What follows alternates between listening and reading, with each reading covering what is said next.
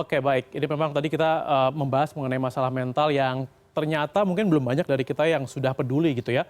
Dan masalah kesehatan jiwa ini menjadi salah satu dampak yang tersembunyi di masa pandemi ini. Kecemasan dan ketidakpastian kapan pandemi ini akan berakhir berpotensi menimbulkan stres hingga gangguan kejiwaan. Dan ini berdasarkan data yang diberikan Kementerian Kesehatan Republik Indonesia kepada tim Litbang CNN Indonesia, inilah 3 wilayah dengan angka ODGJ terbanyak. Kita lihat posisi pertama ini ditempati oleh Jawa Timur. Jawa Timur juga masih menjadi salah satu wilayah yang angka COVID-nya cukup tinggi dan ini menyumbang angka orang dengan gangguan ODGJ terbanyak selama masa pandemi. Setidaknya ada 53.000 orang dengan gangguan jiwa di Provinsi Jawa Timur selama masa pandemi. Kemudian di bawah Jawa Timur, posisi kedua masih dari Pulau Jawa, ini ditempati oleh Jawa Barat. Jawa Barat ini menjadi posisi terbanyak kedua yang menyumbang angka dengan atau orang dengan gangguan jiwa, yaitu mencapai 48.000 orang. Kemudian di posisi ketiga ini ada di wilayah timur Indonesia, tepatnya di Sulawesi, yaitu di Sulawesi Selatan, di mana setidaknya terdata ada 44.000 orang dengan gangguan jiwa selama pandemi ini. Namun memang data yang dihimpun ini berasal dari puskesmas, namun bisa saja berbeda karena tidak semua daerah melaporkan secara rutin. Dan apalagi stigma buruk yang menempel pada orang dengan gangguan jiwa ini membuat masyarakat biasanya enggan atau malu melaporkan ke instansi kesehatan. Padahal menjaga kesehatan rohani sama penting dengan menjaga kesehatan jasmani kita. Dan bahkan ini Organisasi Kesehatan Dunia atau WHO menaruh perhatian yang besar kepada masalah gangguan jiwa selama pandemi ini. Kita akan lihat di informasi berikutnya. Nah, ini adalah pemicu gangguan jiwa selama pandemi apa aja sih?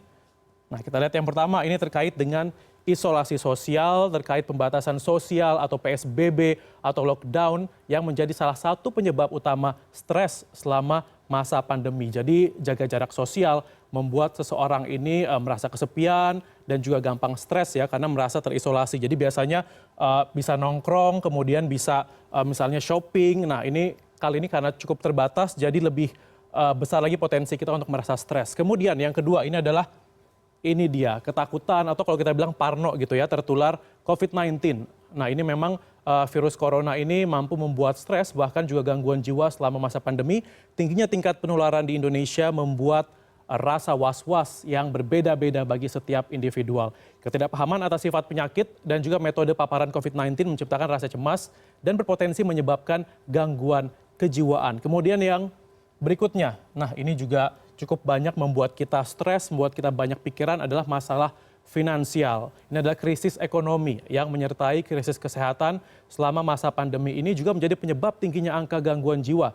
Masalah finansial yang bisa berwujud turunnya hingga hilangnya pendapatan atau PHK. Kemudian ada juga mungkin sebagian yang mendapatkan pengurangan gaji di kantornya. Ini bisa memicu stres dan juga masalah kejiwaan kita. Lalu apa sih yang bisa kita lakukan supaya kita ini dapat terhindar dari permasalahan gangguan kejiwaan dan juga stres selama masa pandemi ini?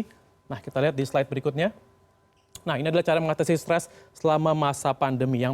Yang pertama, ini soal komunikasi. Dari panduan WHO, menjalin komunikasi secara virtual saja mampu menjadi vaksin ampuh untuk mencegah gangguan kejiwaan. Jadi karena memang kita harus jaga jarak, nggak bisa nongkrong, nggak bisa ngobrol gitu ya. Jadi komunikasi secara visual masih tetap bisa kita lakukan dan kita bisa berkomunikasi misalnya lewat video call, kemudian pesan singkat, misalnya chat, dan bahkan sekarang bisa bermain bersama lewat konsol maupun handphone Anda. Jadi misalnya mabar atau main bareng-bareng secara online itu juga bisa jadi salah satu cara kita mengatasi stres selama masa pandemi.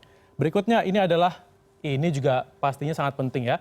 Harus menjaga pola hidup sehat ketika di rumah. Jadi walaupun kita nggak bisa kemana-mana di rumah, tetap jaga pola hidup sehat dan pola hidup ini bisa dijaga lewat tidur yang cukup misalnya, kemudian makan makanan yang bergizi dan olahraga secukupnya, nggak perlu jauh-jauh, nggak perlu ke GBK, di rumah saja bisa dan semua itu bisa dilakukan meski Anda berada di rumah. Jadi tetap makan sehat, kemudian juga pola tidur juga yang biasanya mungkin air-air ini suka susah tidur, mungkin bisa diperbaiki pola tidurnya ya. Kemudian ini juga asah kemampuan diri juga cukup penting. Kita bisa mengasah kemampuan diri yang mungkin sudah lama Anda tinggalkan atau misalnya bakat-bakat terpendam Anda siapa tahu bisa keluar gitu ya selama masa pandemi ini.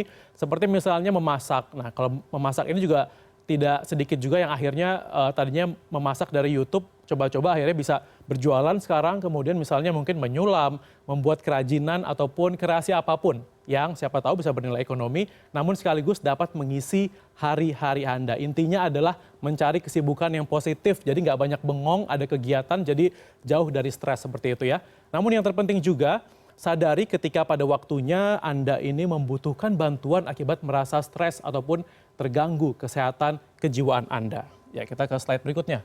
Nah, ini dia. Jadi memang kalau misalnya sudah merasa terganggu, Anda bisa, kalau misalnya dulu mungkin ada beberapa orang juga yang selain misalnya malu gitu ya, atau menghindari stigma negatif, akhirnya jadi tidak mau berobat. Nah, sekarang sudah ada solusinya.